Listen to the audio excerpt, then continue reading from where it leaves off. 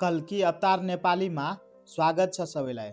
अज्ञात रोग महामारीको बारेमा महापुरुष पञ्चसखाले भविष्यमालिका ग्रन्थमा के लेखेका छन्? महापुरुष अच्युतानन्दजीले अज्ञात रोगको बारेमा जानकारी दिनुभएको छ। माता महामाया योग मायाको शक्तिले पृथ्वीमा अज्ञात रोग फैलिनेछ। त्यो रोग निको पार्न कुनै आयुर्वेदिक वैद्य उपचार र कुनै आधुनिक औषधिले काम गर्दैन। महापुरुष अच्युतानन्दजी भनिरहेका छन्, जब योग माया माता बिर्जा देवी विनाशको लागि प्रकट हुनेछन्, त्यस बेला महान सन्तहरूले पनि त्यो परम्परा बुझ्न सक्ने छैनन् र सारा संसारमा रोग फैलिनेछ। अज्ञात रोगले सारा संसारलाई घेर्नेछ। सारा संसार आतंकित हुनेछ। त्यस बेला आधुनिक डाक्टरहरूको बुद्धिको कुनै काम हुने छैन। महापुरुष अच्युतानन्दजी बताउनु भएको छ कि आगामी दिनमा जुन रोग महामारी आउनेछ, त्यसको निदान आधुनिक डाक्टरहरूले बुझ्न नसके पनि त्यसबाट बच्ने प्रयास गर्नेछन्। अन्यायका कारण समयमै औषधि पनि चल्दैन। महापुरुषले लेख्नु भएको छ, खोकी, रुगाखोकी, निमोनिया जस्ता धेरै रोगहरू फैलिनेछ र बात रोग, ग्यास स्ट्राइक, एसिडिटी फैलिनेछ र अज्ञात रोगहरू पनि फैलिनेछ।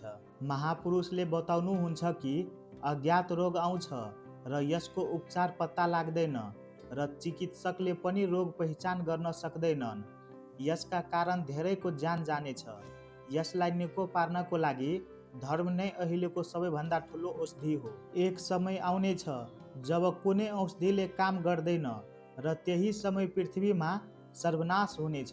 जसरी गोरुको मुखमा मास्क लगाइन्छ, त्यसरी नै सबै मानिसले त्यो रोगबाट बच्न आफ्नो मुखमा मास्क लगाउने छन्। त्यो रोगको उत्पत्तिको कारण मानिसहरूले कुकुर र स्यालको मासु खाने र त्यसबाट रोगको उत्पत्ति हुने हो।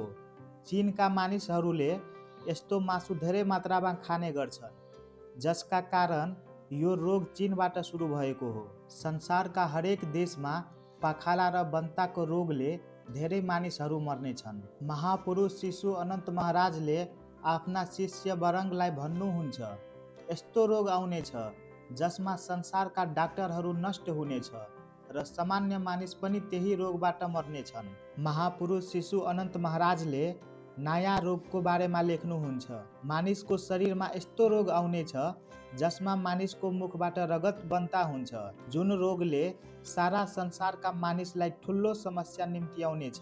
मानिसमा क्रोधको प्रकोप बढ्नेछ, जसका कारण ठुलो संख्यामा युवा केटाकेटी र युवाहरूले आत्महत्या गर्नेछन्। 64 योगिनी माता र 9 करोड कत्यानी माताबाट विश्वका हरेक देश, गाउँ गाउँमा रोग फैलिनेछ।